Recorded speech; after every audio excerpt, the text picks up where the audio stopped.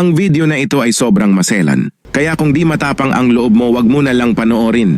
Makikita nga natin dito kung gaano kahirap ang sitwasyon ng batang ito dahil sa mga buto niyang nakatabingi.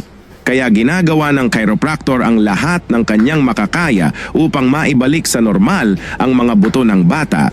Subalit ito ay hindi magiging madali at sobrang delikado na pwede ikamatay ng bata sa kunti pagkakamali niya lang ng galaw.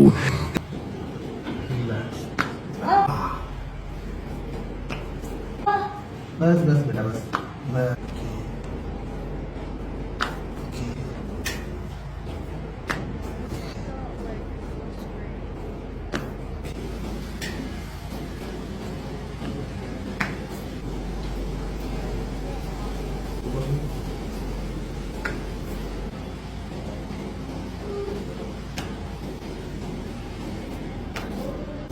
बस और बस तो ट्रैक करना क्या कर Nagustuhan mo ba ang ating video? Huwag kalimutan mag-like, share, and follow. Salamat!